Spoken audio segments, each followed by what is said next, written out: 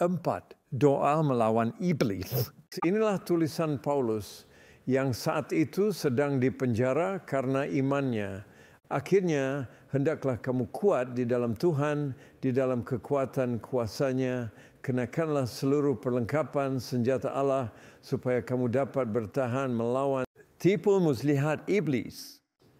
Karena perjuangan kita bukanlah melawan darah dan daging, tetapi melawan pemerintah-pemerintah, melawan penguasa-penguasa, melawan kuasa-kuasa dunia yang gelap ini, melawan roh-roh jahat di udara. Sebab itu, ambillah seluruh perlengkapan senjata Allah, supaya kamu dapat mengadakan perlawanan pada hari yang jahat itu dan tetap berdiri sesudah kamu menyelesaikan segala sesuatu. Jadi berdirilah tegap, berikat pinggangkan kebenaran dan berbaju zirahkan keadilan, kakimu berkasutkan kerelaan untuk memberitakan Injil damai sejahtera. Dalam segala keadaan, pergunakanlah perisai iman, sebab dengan perisai itu, kamu akan dapat memadamkan semua panah api dari si jahat, dan terimalah ketopong keselamatan dan pedang roh, yaitu firman Allah. Dengan segala doa dan permohonan, berdoalah setiap waktu di dalam roh dan berjaga-jagalah di dalam doamu itu dengan permohonan yang tak putus-putusnya untuk semua orang kudus, juga untuk aku, supaya kepadaku, jika aku membuka mulutku, dikaruniakan perkataan yang benar, agar dengan keberanian aku memberitakan rahasia Injil yang kulayani sebagai utusan yang dipenjarakan. Berdoalah supaya dengan keberanian aku menyatakannya sebagaimana seharusnya aku berbicara.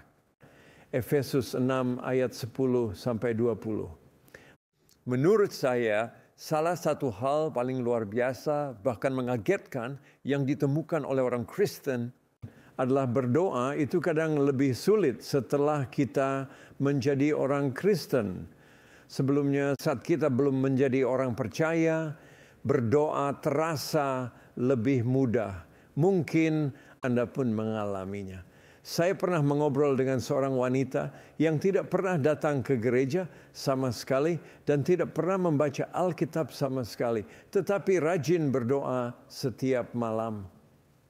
Dia biasa berkata kepada orang-orang, saya sama saja dengan orang-orang Kristen yang baik itu, yang sering pergi ke gereja. Yang menarik bagi saya, dia tidak pernah merasa sulit berdoa. Dia tidak pernah merasa ada rintangan saat berdoa. Dan dia biasa berdoa setiap hari. Saya pun berpikir bahwa jika wanita itu menjadi orang Kristen, tentu dia jadi merasa kesulitan berdoa. Mengapa begitu? Ingatlah pembahasan kita sejauh ini. Kita memiliki Bapa Surgawi dan kita berdoa kepadanya.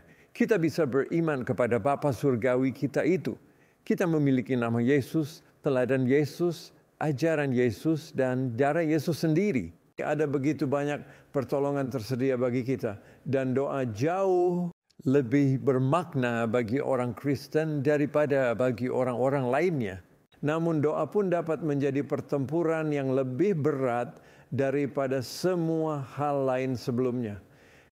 Kembali lagi ke catatan kita sebelumnya, doa Kristen itu bukan bersifat sendirian. Doa melibatkan Bapa untuk menolong, Anak untuk membawa doa melalui syafaatnya bagi kita, dan Roh Kudus yang tahu bahwa kita tidak tahu cara berdoa dan harus berkata apa saat berdoa, yang sanggup menolong kita dengan pikiran dan perkataan kita. Meski demikian, doa adalah pertempuran. Karena begitu kita mulai berdoa, kita terlibat dalam masalah dengan iblis, dan dia sangat membenci kita saat kita berdoa. Iblis tidak keberatan ada doa, tetapi dia membenci doa Kristen, karena doa semacam inilah yang membahayakan dirinya.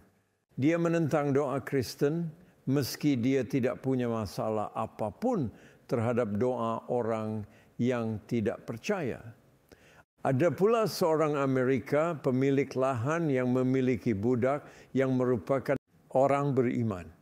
Si budak biasa berbicara kepada tuannya itu tentang Tuhan dan setan. Sang tuan berkata, "Oh, saya tidak pernah diganggu setan." Lalu pada suatu hari, tuan itu pergi untuk berburu bebek dengan senapan. Dia berhasil menembak 2 ekor bebek yang terbang melintas.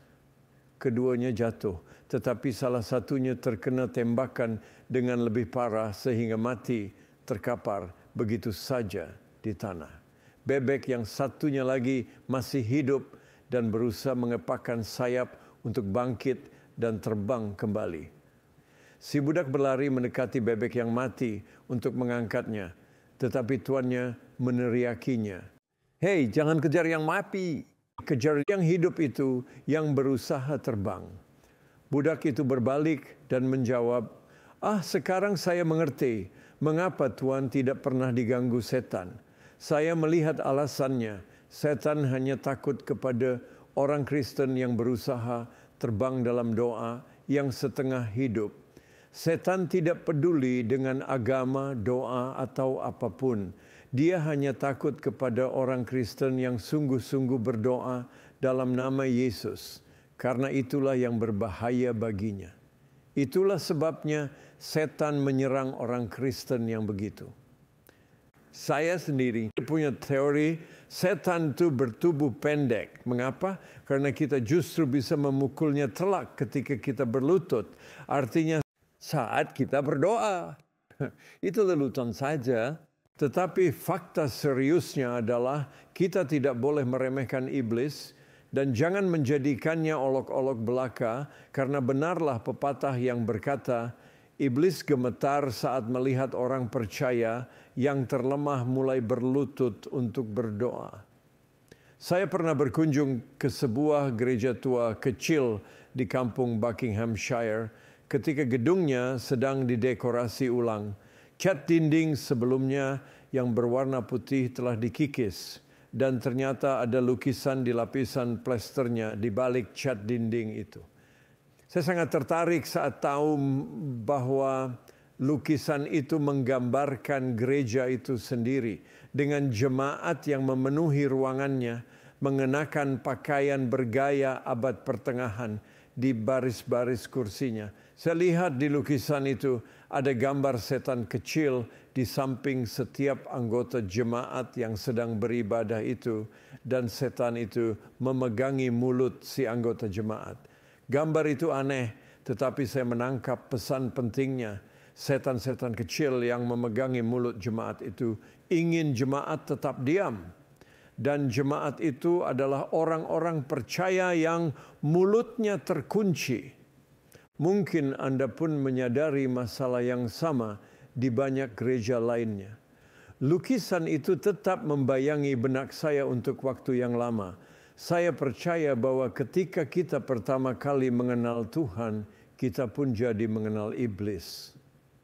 Jika ada orang yang berkata, "Wah, saya tidak punya pengalaman apa-apa dengan setan, saya belum pernah bertemu setan," saya sejujurnya jadi bertanya-tanya, apakah orang itu benar-benar telah berjalan bersama Tuhan? Karena iblis memang bukan berdiam di neraka, dia ada di alam surgawi. Kitab Ayub pun menunjukkannya dengan jelas. Iblis berpatroli di bumi, tetapi tinggal di alam surgawi. Maka kita berjuang melawan kuasa roh jahat bukan di alam neraka, melainkan di alam roh surgawi, karena disitulah roh-roh jahat itu berada. Itulah sebabnya doa adalah sebuah pergumulan yang nyata.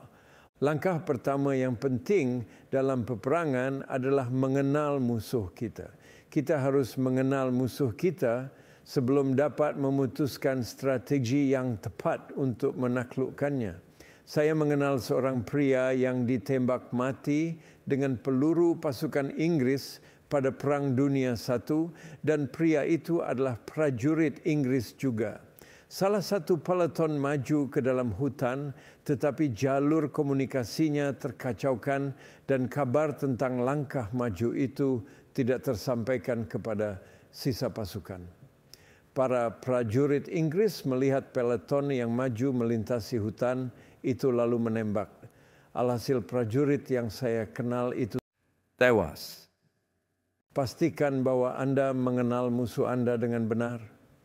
Jangan berdoa melawan manusia, karena memang kita tidak berjuang melawan darah dan daging. Manusia bukanlah musuh kita. Kita sedang berjuang melawan makhluk-makhluk tanpa tubuh jasmani. Kita berperang melawan iblis sendiri dalam doa, dan itu merupakan peperangan yang nyata. Saya akan menceritakan beberapa hal tentang iblis agar Anda mendapat gambaran yang jelas di pikiran Anda tentang musuh yang Anda perangi dalam doa. Orang Kristen tidak dipanggil hanya untuk mendoakan orang lain, tetapi juga untuk berdoa melawan kuasa-kuasa tertentu yang dikepalai oleh iblis sendiri.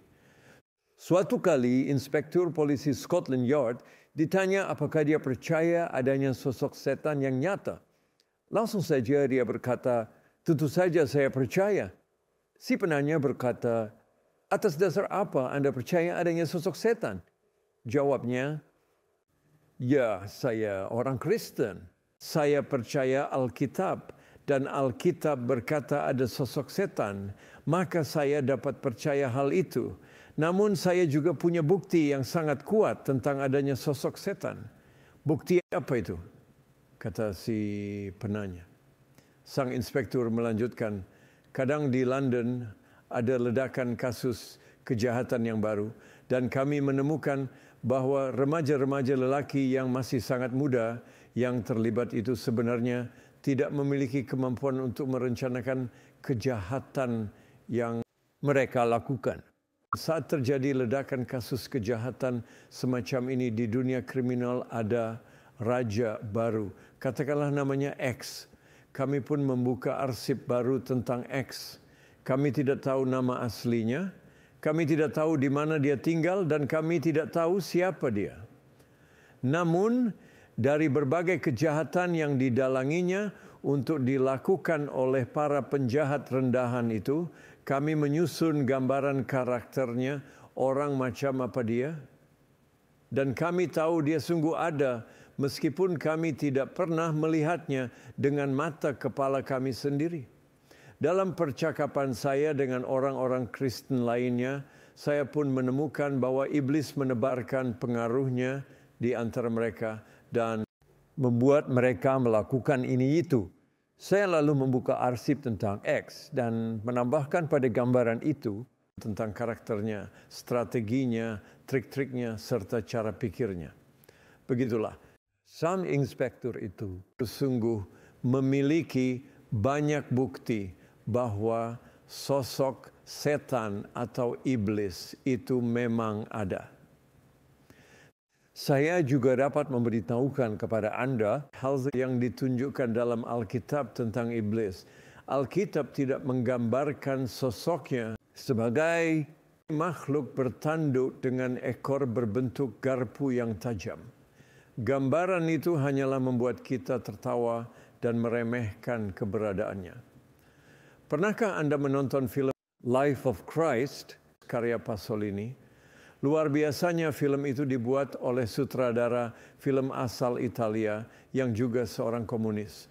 Adegan Tuhan Yesus dicobai iblis masih sangat jelas dalam ingatan saya. Tuhan Yesus berada di padang gurun dengan jubah tradisional khas negeri timur. Saat itu saya berpikir, bagaimana Pasolini akan menggambarkan si iblis?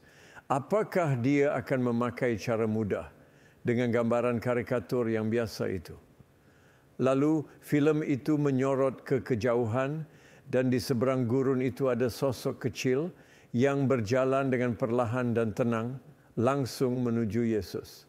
Saat dia makin dekat, kita dapat melihat sosok itu, pebisnis yang tampak cerdas, berpenampilan baik, tampan dan berpakaian rapi. Wah, itu sentuhan yang bagus sekali. Kita dapat merasakan bahwa sosok pria itu memegang kuasa besar di tangannya, memiliki segala harta kekayaan di dunia, dan hanya perlu menyuruh orang dengan sangat singkat agar orang itu bergegas melakukan perintahnya. Dia berjalan ke arah Yesus. Dan saya merasa merinding. Saya berpikir bahwa pasal ini sungguh mengerti siapa itu iblis. Pasal ini tidak meremehkan atau mengolok-olok iblis. Alkitab berkata bahwa iblis itu sungguh ada sosok pribadinya. Alkitab selalu menyebutnya dengan kata ganti pribadi. Dia bukan itu. Berikutnya, Alkitab berkata bahwa iblis punya hati, pikiran, dan kehendak. Bukankah hati, pikiran, dan kehendak berarti kepribadian? Alkitab membahas perasaan, pemikiran, dan motif iblis. Bagi saya, semua itu berarti iblis sungguh-sungguh ada sosok pribadinya. Maka dia bukanlah sebuah kata yang samar-samar digunakan untuk mewakili seluruh kekuatan jahat yang ada di dunia. Setan bukanlah nama untuk naluri manusia yang paling rendah. Setan adalah sosok pribadi yang memiliki jati diri sendiri. Jika manusia tidak ada pun, setan atau iblis tetap ada. Dia adalah sosok pribadi dengan hati yang merasa, pikiran yang berpikir, dan kehendak untuk bertindak. Tuhan menuntut pertanggungjawaban moral iblis untuk apa yang dia lakukan, dan hanya pribadi yang nyatalah yang dapat diminta pertanggungjawaban moral. Alkitab menyebut banyak nama iblis. Lucifer, Beelzebub, Belial, Setan, Abaddon. Semuanya itu nama-nama yang mengerikan jika Anda menyadari artinya masing-masing dalam bahasa Ibrani. Lebih dari itu, Alkitab juga memberikan berbagai gambarannya. Salah satunya adalah ular. Sebagian orang memang menyukai ular, meski saya sendiri tidak pernah sanggup memahami alasannya. Namun iblis merupakan ular yang licik. Dia juga digambarkan sebagai singa yang mengaum-aum dan naga. Maukah Anda berada sendirian di dalam ruangan bersama seekor ular, singa, atau naga? Begitu Anda berdoa dalam nama Yesus, Anda memasuki ruangan bersama ketiga makhluk itu, dan Anda tidak boleh meremehkan mereka sama sekali. Seperti gambaran-gambaran itulah iblis itu. Demikian pula ada gambaran tentang karakternya, pendusta, pembunuh, pemfitnah, pendakwa, musuh, perusak. Apakah Anda mulai merasakan betapa kejinya dia? Mengapa iblis sekeji itu? Dari mana dia berasal? Tuhankah yang menciptakan dia? Ya, Tuhan menciptakan iblis, tetapi sama seperti Tuhan menciptakan manusia pada kondisi awal yang baik, lalu manusia memutuskan untuk menjadi buruk. Demikianlah pula Tuhan menciptakan iblis pada kondisi awal yang baik. Iblis telah mengenal kebaikan pada awalnya. Alkitab berbicara dengan sangat jelas bahwa iblis merupakan malaikat, yaitu makhluk ciptaan pada tingkat yang lebih tinggi di atas manusia. Bagi saya menarik sekali bahwa Billy Graham menulis buku tentang malaikat. 20 tahun sebelum itu orang tentu tidak mau membeli buku tentang malaikat, tetapi ada sesuatu yang berubah. Kini kita sadar akan adanya alam supernatural. Nah, iblis adalah malaikat dan dia pernah berada di surga dengan Tuhan dan awalnya dia baik. Lalu mengapa dia memutuskan untuk memilih jalannya sendiri? Dia memutuskan hal itu dengan alasan yang sama dengan kita. Manusia saat memutuskan hal yang sama, mengingini sesuatu bagi dirinya sendiri, bukan bagi Tuhan. Iblis ingin bisa berkata, milikkulah segala kerajaan dan kuasa dan kemuliaan sampai selama-lamanya. Dia ingin mengubah satu kata dalam doa Bapa kami, milikmu menjadi milikku. Jika kita telusuri kembali pemberontakan manusia melawan Tuhan, kita akan menemukan motif yang sama. Ingin berkata milikku dan bukannya milikmu. Maka motif ini terutama adalah kesombongan yang merupakan dosa, lalu berkembang menghasilkan kebencian yang membawa sifat merusak, yang ingin menghancurkan alih-alih membangun. Itulah sebabnya iblis sekarang memiliki peran eksklusif sebagai perusahaan di tengah-tengah masyarakat. Yesus sendiri pun memperlakukan iblis dengan benar-benar serius. Yesus tidak pernah mengolok-olok dia, menertawai dia, atau meremehkan dia. Coba saja amati sebutan-sebutan yang Yesus gunakan tentang iblis. Yesus berkata, dia adalah pangeran dunia ini. Saat iblis menawari Yesus seluruh kerajaan di dunia, Yesus tidak menjawabnya dengan berkata bahwa seluruh kerajaan itu bukan miliknya. Karena Yesus tahu pasti bahwa memang kerajaan-kerajaan itu milik iblis. Dan iblis berhak memberikannya. Jika kita renungkan, sebenarnya faktanya mengerikan sekali. Bahwa dunia tempat kita hidup ini dikuasai dan diperintah oleh iblis. Iblis adalah pangeran penguasa dunia ini. Mari kita lihat lebih lanjut lagi. Tahukah Anda sebutan lain apa yang Yesus gunakan tentang iblis? Bukan hanya iblis disebutnya pangeran penguasa dunia ini, tetapi juga ilah atas dunia ini. Satu-satunya sosok pribadi selain Bapanya di surga yang Yesus sebut dengan istilah semacam ini, Tuhan, adalah iblis. Yesus mengajarkan bahwa Bapa surgawinya adalah Tuhan atas segala sesuatu, tetapi iblislah ilah atas dunia ini.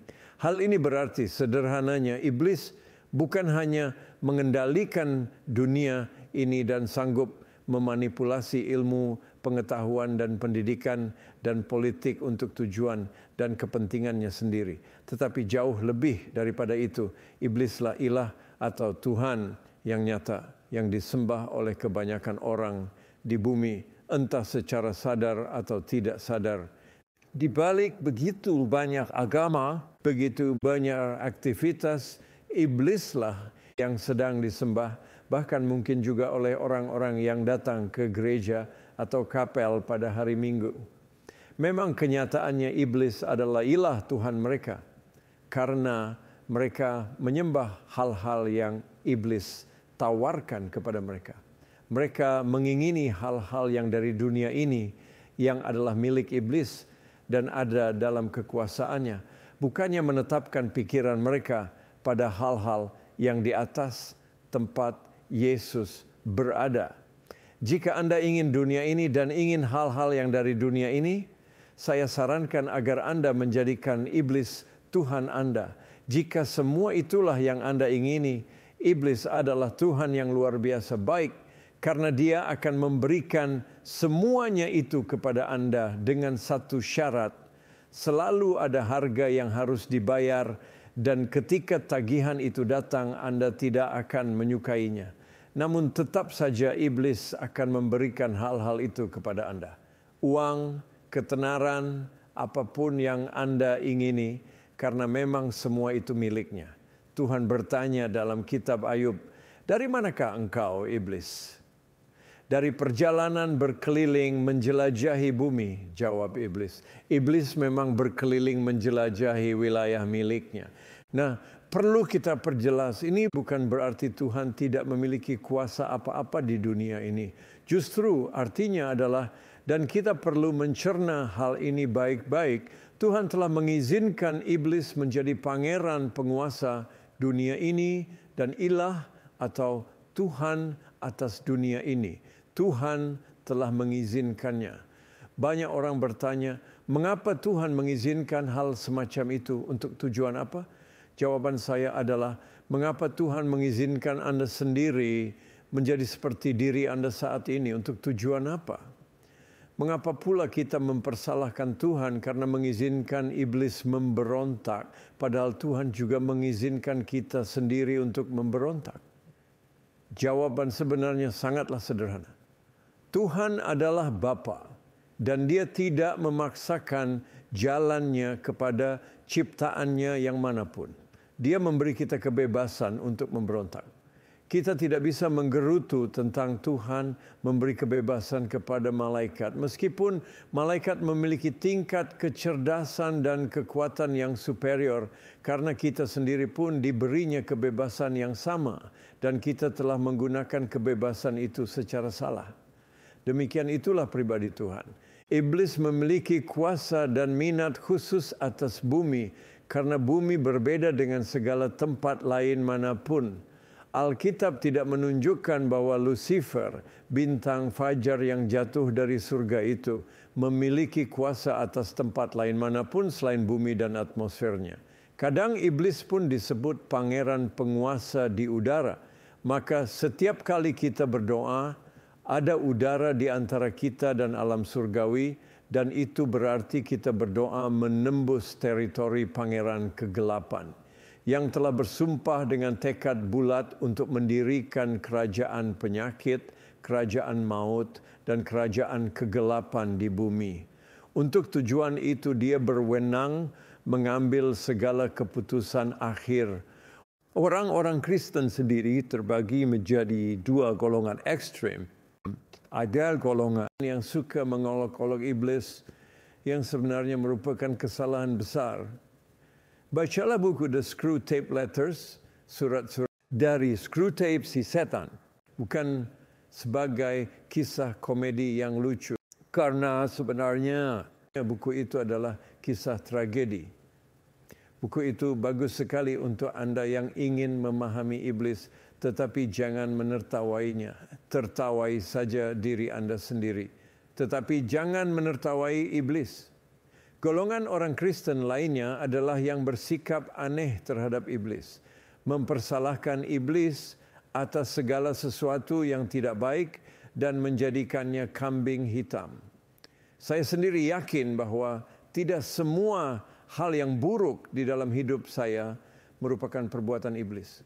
Saya ingat jelas tentang seorang pria yang memberitahu saya bahwa dia lupa menyetel jam bekernya. Dia bangun terlambat, tergesa-gesa sarapan, sakit perut, bergegas ke stasiun, tiba di stasiun tepat saat kereta berangkat, tiba di kantor dan mendapat sanksi karena terlambat, lalu marah-marah kepada orang lain pula. Akhirnya dia pulang ke rumahnya, lalu pada pertemuan ibadah malam hari itu, dia berkata, iblis benar-benar sibuk mengganggu saya hari ini.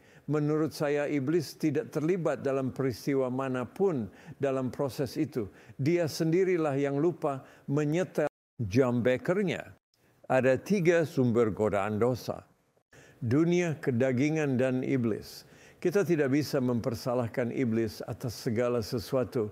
Yang kita perlukan dalam hal semacam ini adalah meluruskan cara berpikir kita. Saya juga perlu memberitahu Anda bahwa meskipun sebagian orang meremehkan iblis dan sebagian lainnya terlalu mudah mempersalahkan iblis, orang Kristen sejati justru memandang iblis dengan sangat serius.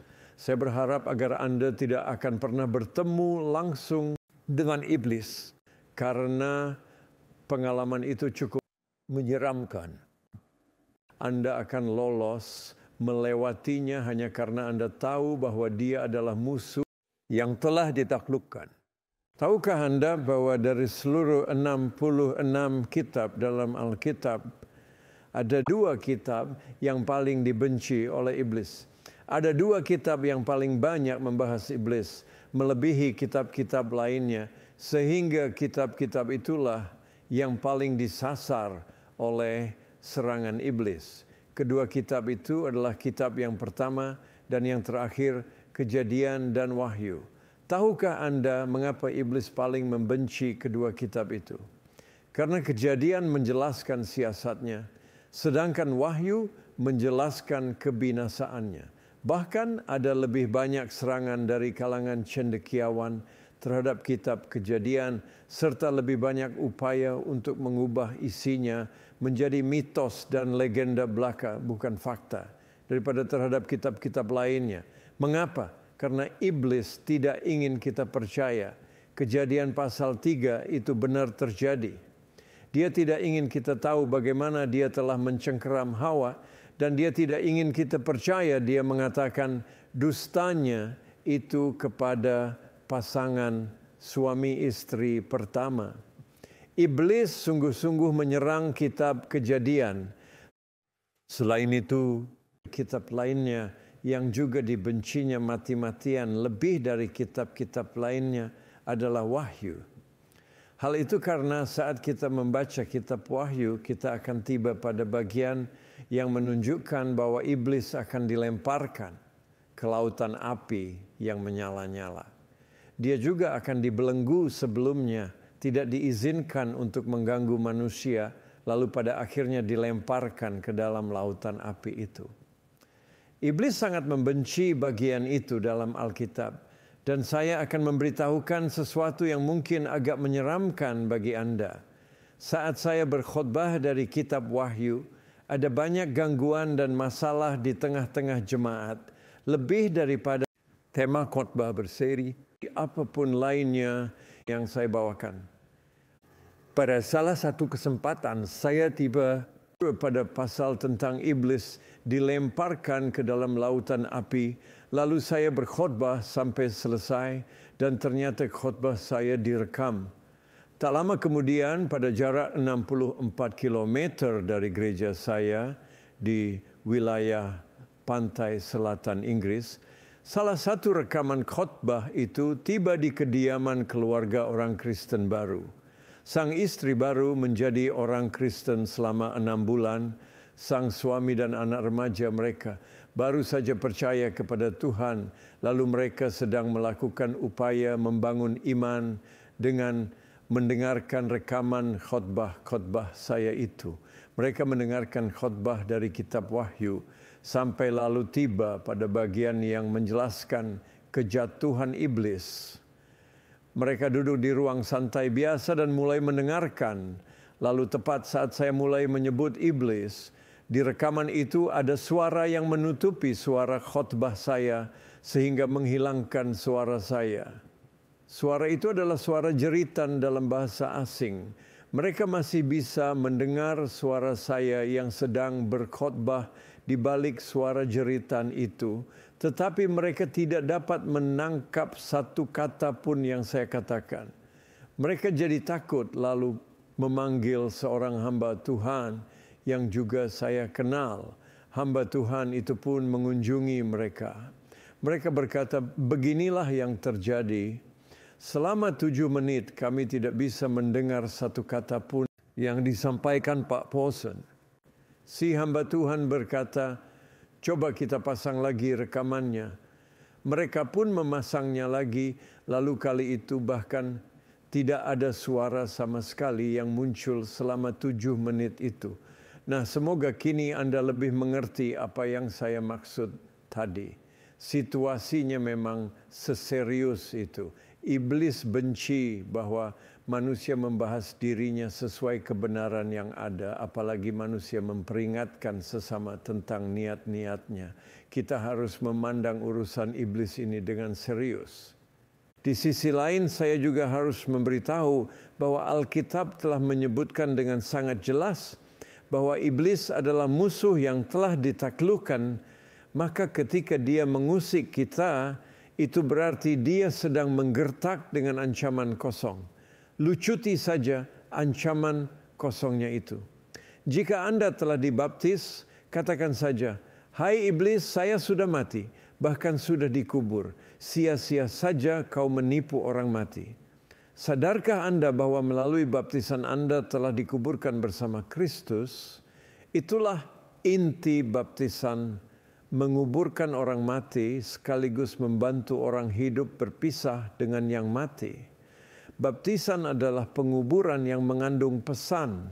Yang lama itu sudah selesai, inilah saat terakhir saya bertemu dengan kehidupan lama itu. Karena itulah iblis tidak suka orang dibaptis.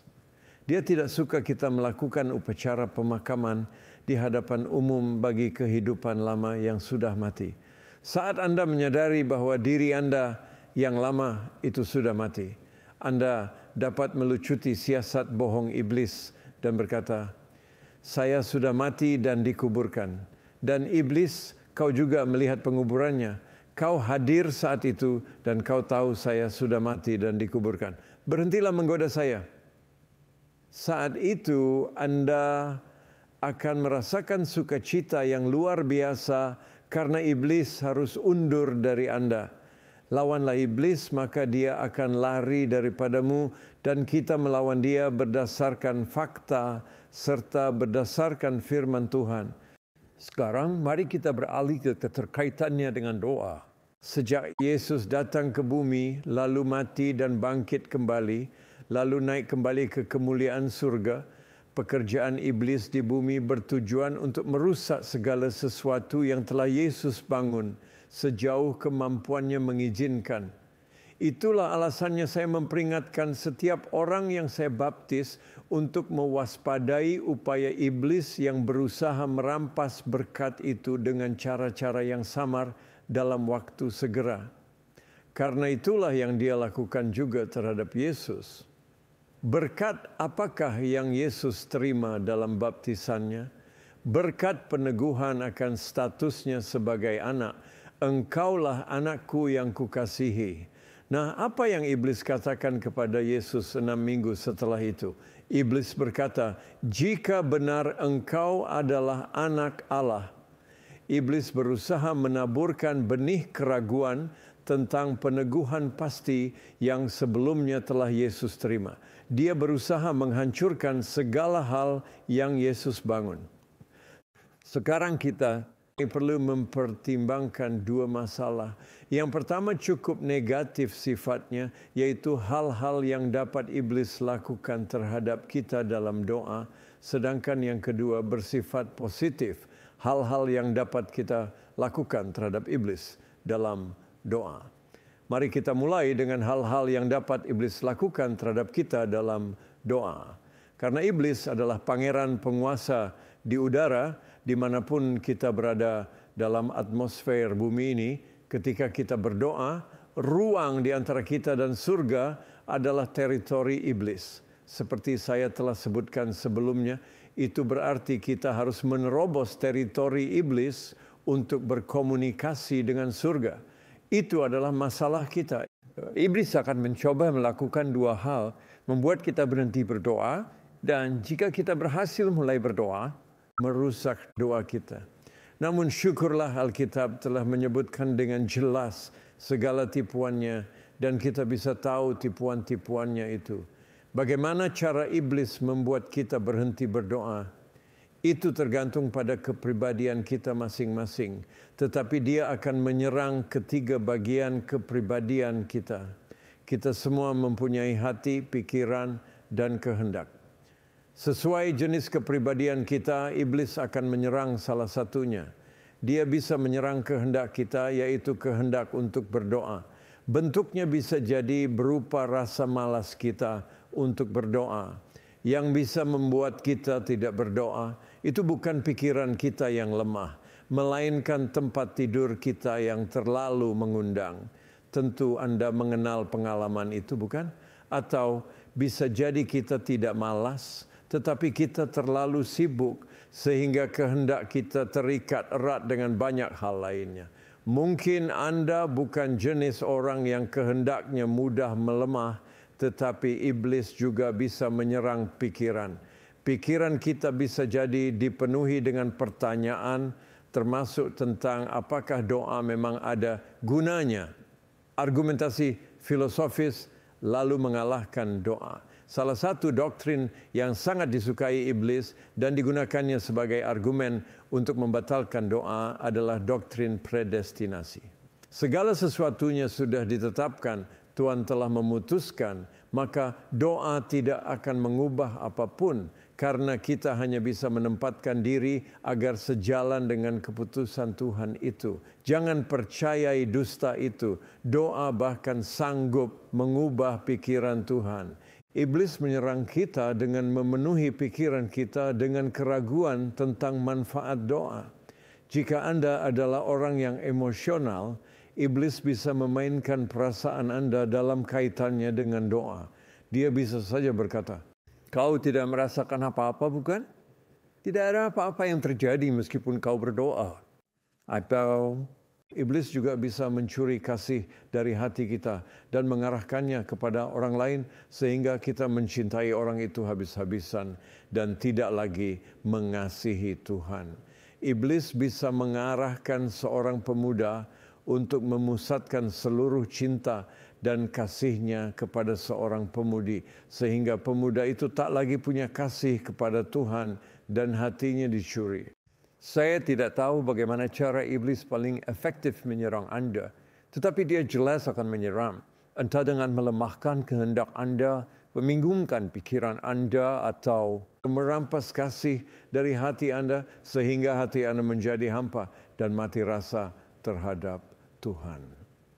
Yang manapun serangannya, dia sedang membuat Anda berhenti berdoa.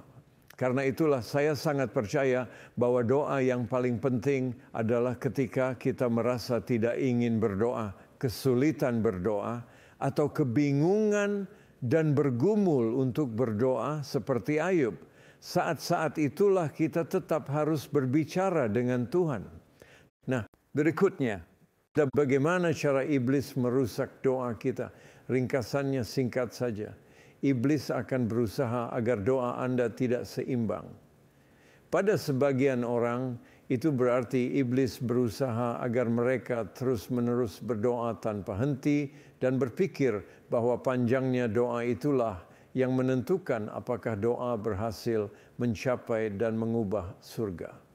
Pada sebagian orang lainnya, iblis berusaha agar mereka terus-menerus memuji dan menyembah saja tanpa meminta apa-apa.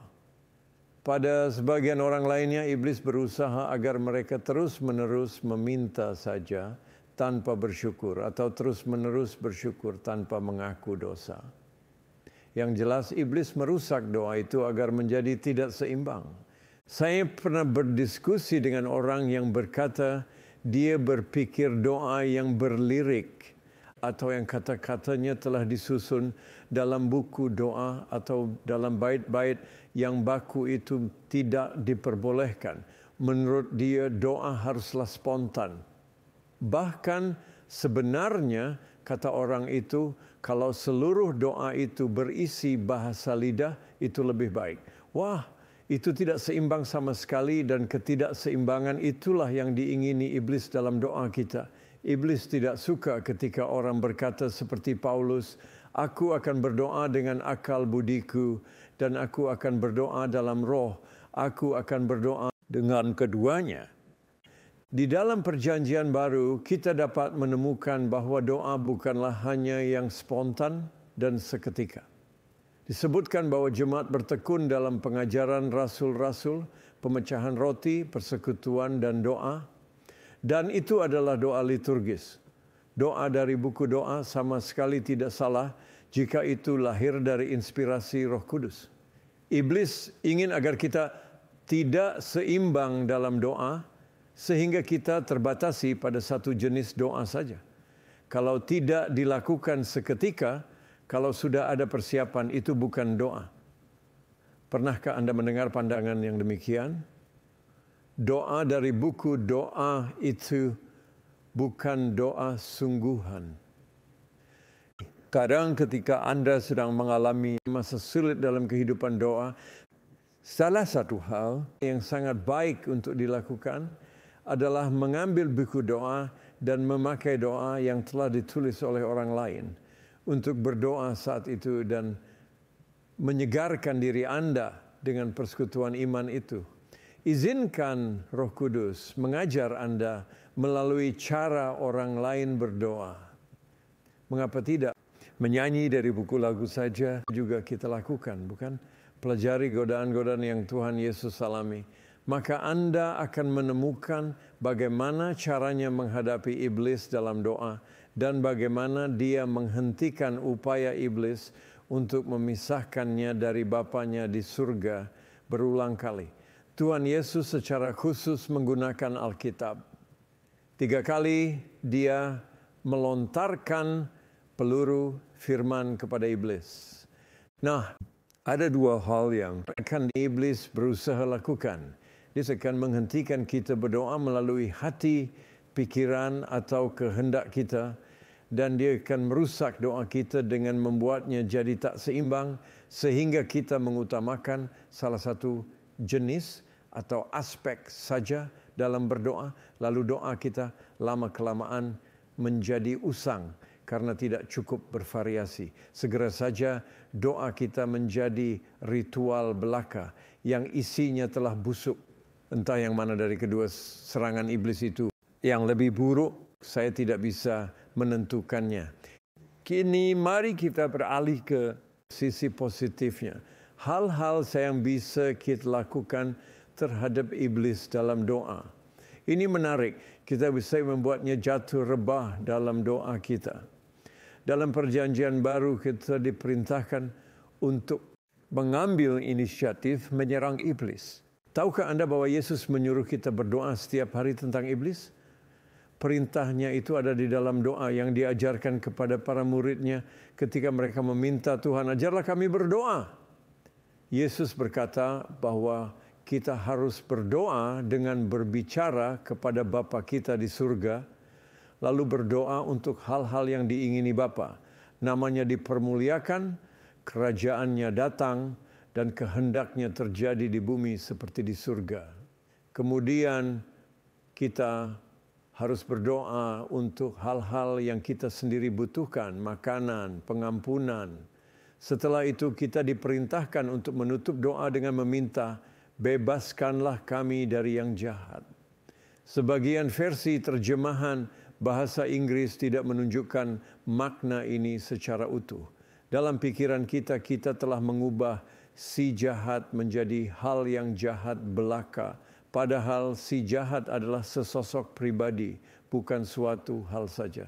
Tidak ada kejahatan dimanapun di alam semesta ini jika tidak ada sosok pribadi yang berbuat jahat.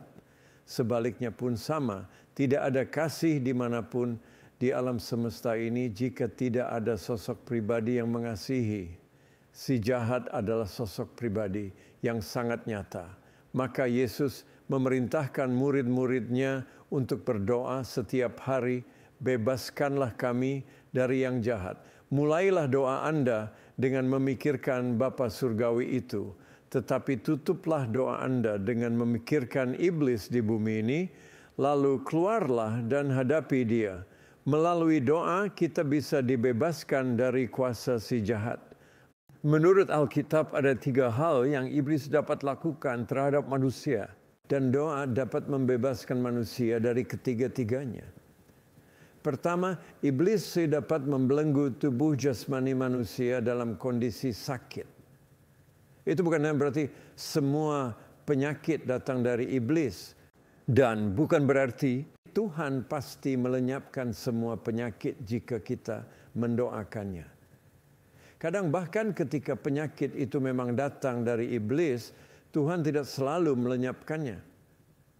Kasus yang dapat menjadi contoh klasiknya terdapat dalam 2 Korintus pasal 12 ketika Paulus berkata dia mempunyai duri di dalam daging. Saya yakin bahwa makna paling sederhana dan langsung dari istilah itu adalah kondisi keterbatasan fisik. 3 kali Paulus telah berdoa agar Tuhan melenyapkan kondisi yang datang dari iblis itu dari tubuhnya, tetapi Tuhan menolak permintaannya itu. Tuhan ingin agar Paulus tetap rendah hati, agar orang banyak dapat melihat bahwa kasih karunia-Nya itu cukup. Itu juga bukan alasan untuk kita membiarkan semua orang yang mengalami kondisi sakit begitu saja, karena konteks itu berlaku pada Paulus.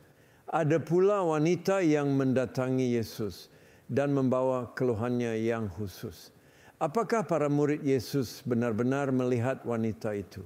Apakah mereka melihat masalah yang dialaminya, bahwa dia tertawan dalam suatu belenggu? Apakah mereka sadar bahwa iblis telah membelenggu wanita itu selama 18 tahun? Yesus melihatnya dan membebaskan dia. Namun sisi sebaliknya pun sama. Iblis sanggup membelenggu tubuh jasmani manusia. Salah satu hal yang iblis lakukan pada jemaat saya sendiri suatu ketika adalah membuat satu demi satu orang sakit silih berganti sehingga aktivitas pelayanan terhenti. Dalam nama Yesus, saya mendeklarasikan saat itu dan saya tetap mendeklarasikan hal yang sama saat ini. Iblis tidak akan menang. iblis sudah kalah meskipun masih berusaha berjuang dengan berbagai serangannya. Doa dapat membebaskan orang dari iblis, dari si jahat, maka mendoakan orang sakit adalah hal yang benar. Kita bertindak benar jika meminta Yesus menandatangani petisi yang meminta kesehatan bagi seorang saudara-saudari seiman di dalam Tuhan.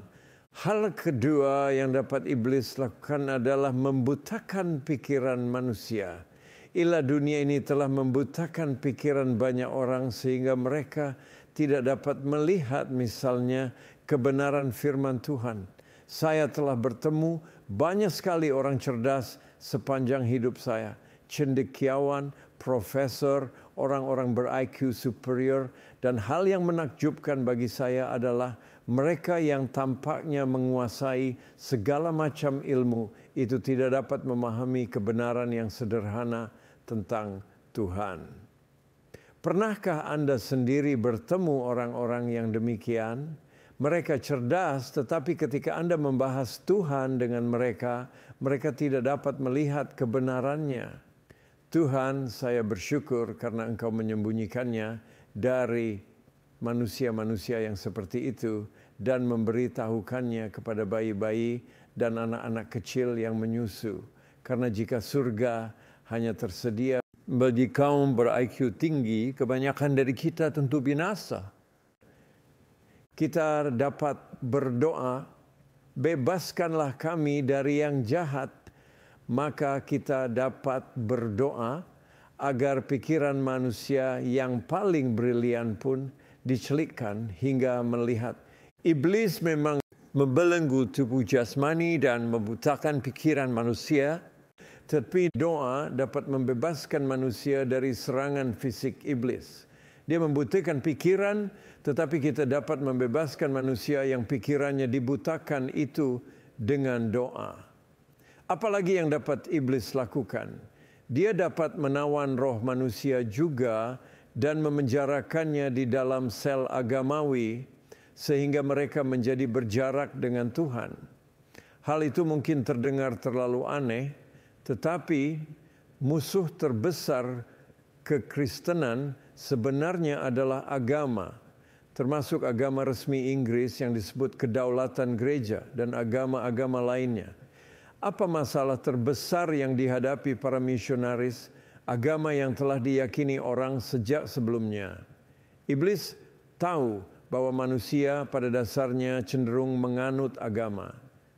Dia tahu bahwa manusia itu berdoa, bahwa ada ruang kosong berbentuk Tuhan dalam jiwa manusia, dan dia tahu bahwa jika ruang itu tetap kosong, manusia akan tetap mencari Tuhan.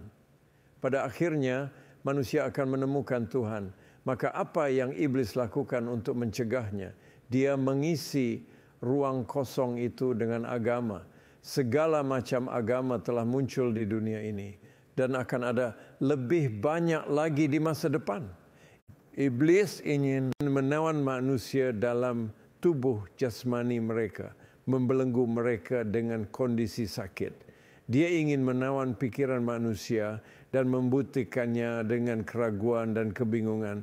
Serta dia ingin menawan roh manusia dengan mengikatnya dalam penjara agama. Salah satu hal yang menjadi sukacita terbesar orang Kristen adalah terbebas dari belenggu agama. Apakah Anda sendiri juga mengalami sukacitanya? Saat ada orang menanyakan agama Anda, apakah Anda merasa canggung dan tidak tahu harus menjawab apa? Katakan saja, wah saya tidak beragama tapi saya orang Kristen. Iblis senang sekali jika orang punya agama. Namun dengan doa kita dapat mengikat orang kuat itu dan melucuti siasatnya. Itulah gambaran yang Yesus tunjukkan tentang iblis. Dia mengajarkan, saat aku membebaskan orang ini dari penyakit atau belenggu iblis atau apapun apa yang sedang kulakukan, aku sedang membelenggu orang kuat dan melucuti siasatnya. Yesus berkata bahwa kita harus mengikat si orang kuat itu lebih dahulu. Kita tidak mungkin menjara isi rumah orang kuat tanpa mengikatnya lebih dahulu. Syukurlah ada kebenaran yang mulia. Oleh darah Yesus, kita dapat mengikat iblis lalu melucuti siasatnya. Janganlah membawa kami ke dalam pencobaan, tetapi lepaskanlah kami dari yang jahat. Saya telah menyebut bahwa doa merupakan pertempuran. Doa berarti maju ke garis depan, dan menurut Paulus memasuki arena pertarungan. Paulus mengibaratkan doa dengan pergumulan gulat, karena kita tidak menyerang iblis dari jauh. Kita berhadapan langsung dengan iblis, bertarung melawan kuasa jahat, dan seringkali rasanya seperti kita bergulat dalam kontak fisik langsung. Gambaran itu memang sangat tepat. Bukankah memang kuasa jahat sering terasa begitu nyata hingga kita dapat menyentuhnya dan aromanya tercium? Lalu bagaimana cara kita menang dalam pertarungan itu? Menurut saya jawabannya adalah pakaian yang tepat untuk pegulat. Pakaian apa yang harus dikenakan orang Kristen ketika berdoa? Pernahkah Anda memikirkannya? Sebaiknya Anda tidak memakai pakaian tidur dan sandal saja. Saya menyarankan agar Anda mengenakan seperangkat pakaian perang serta selengkap senjata Tuhan. Itulah yang Anda butuhkan, seperangkat yang lengkap, bukan sebagian atau sepotong-sepotong saja. Masalahnya jika ada bagian yang tidak kita kenakan dari seperangkat yang lengkap itu, disitulah terbuka celah yang akan disasar oleh serangan musuh. Itulah yang terjadi dalam pertandingan gulat, tinju, dan segala bentuk pertarungan jarak dekat lainnya. Musuh selalu mencari titik rawan atau celah dalam pertahanan kita.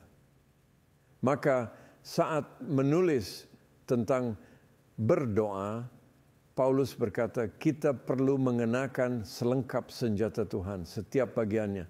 Satu saja bagian terlupakan, disitulah kita akan kalah dalam pertempuran itu. Perhatikan hal ini baik-baik.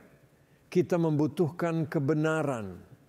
Ikatkan kebenaran erat-erat di pinggang kita. Saat masih kecil, ayah saya bekerja di ladang pertanian dan peternakan seperti saya dahulu juga begitu. Saya ingat dia pernah menceritakan pria Irlandia yang bertubuh besar dan tegap yang juga bekerja di ladang itu. Setiap kali pria itu akan membungkuk untuk mengangkat benda yang berat, dia akan mengeratkan dahulu ikat pinggang kulitnya yang lebar sejauh 2 ukuran lebih erat, lalu baru membungkuk. Setelah mengeratkan ikat pinggang, barulah dia siap. Dengan posisi tubuh yang siap itu, dia lalu membungkuk dan mulai mengangkat beban yang berat. Paulus berkata bahwa saat kita akan berdoa, kita perlu mengenakan ikat pinggang kebenaran. Pastikan bahwa posisi Anda siap berikatkan kebenaran. Paulus tidak berkata bahwa kita perlu mengamankan perasaan kita, suasana hati kita, atau apapun. Yang perlu disiapkan adalah kebenaran. Pastikan diri kita terikat dengan kebenaran.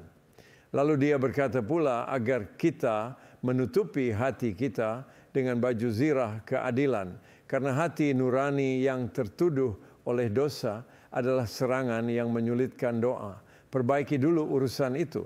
Tutupi hati kita dengan baju zirah keadilan, maka hati nurani kita tidak akan menuduh kita sementara kita berdoa.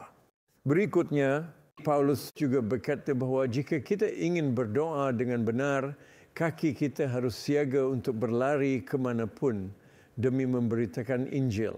Kaki kita harus mengenakan kasut pemberitaan Injil damai sejahtera. Siapkah Anda untuk pergi dan memberitakan Injil itu kepada orang yang telah Anda doakan?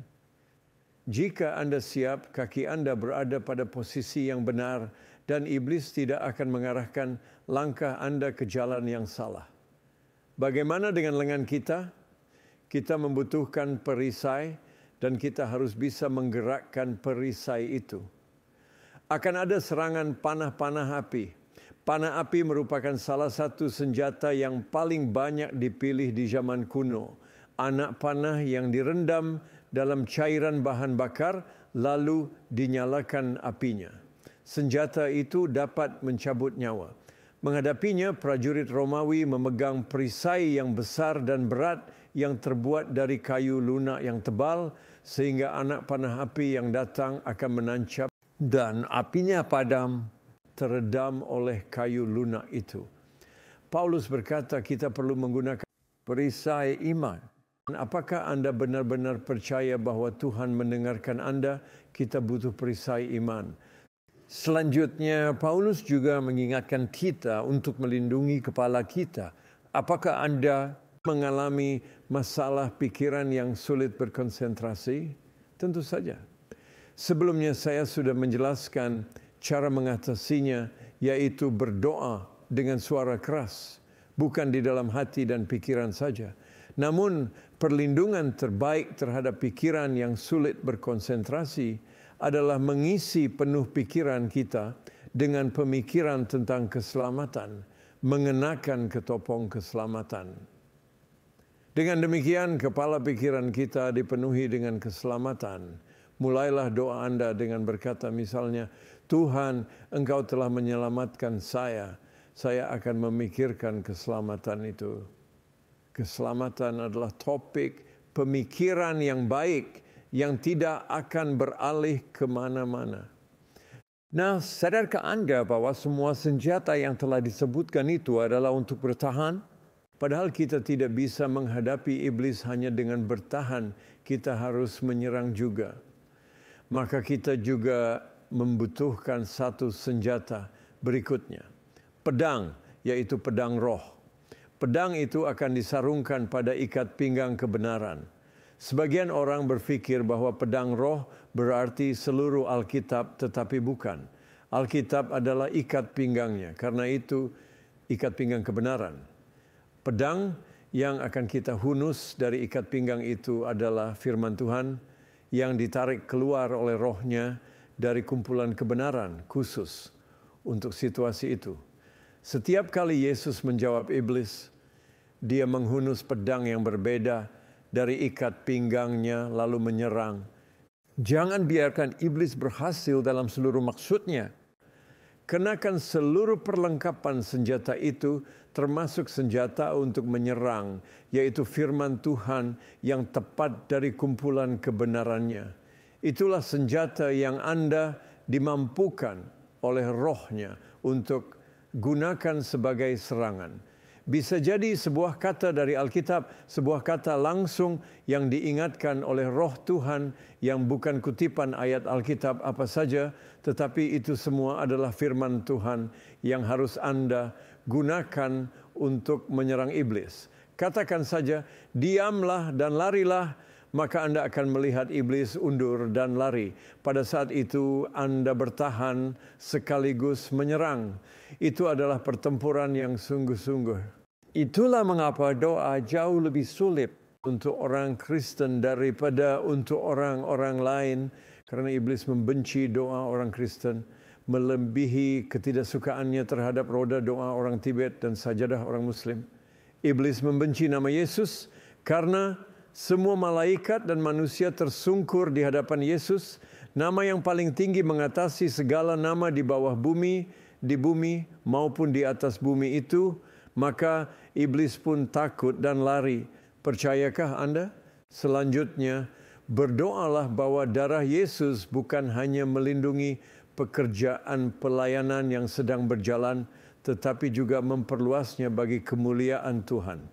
Berdoalah melawan iblis yang terus-menerus menyerang anggota jemaat saat ini dan mencoba menjatuhkan mereka, yang berusaha membingungkan pikiran manusia, yang mencoba memberikan agama alih-alih hubungan pribadi dengan Kristus. Marilah kita berdoa, Tuhan, bebaskanlah kami dari yang jahat. Karena Engkaulah, bukan iblis, yang empunya kerajaan dan kuasa dan kemuliaan sampai selama-lamanya. Amin. Mari berdoa. Tuhan, terima kasih karena Engkau meletakkan iblis pada posisi kalah sehingga dia tidak bisa membunuh kami saat ini. Kami berdoa dalam nama Yesus, agar orang-orang yang sedang diganggu iblis saat ini dilepaskan dan mengalami kebebasan sebagai anak Tuhan dalam aspek tubuh, jiwa, dan roh mereka. Tuhan, kami sebelumnya tidak sadar seberapa jauh iblis telah mencengkeram kami saat kami belum mengenal-Mu. Tetapi kini kami sadar betapa kuatnya, liciknya, dan cerdasnya iblis itu. Namun kami bersyukur kepadamu Tuhan, karena iblis bukanlah lawan tanding yang seimbang bagi Yesus dan dia sudah dikalahkan di kayu salib. Tuhan, berikan kemenangan itu pula kepada kami, bukan untuk kami sendiri, tetapi agar nama-Mu dikuduskan. Biarlah doa-doa gereja-Mu menjadi lebih berkuasa daripada pangeran penguasa dunia ini dan segala anteknya, dan kami meminta hal ini dalam nama Yesus Tuhan dan Juru Selamat kami. Amin.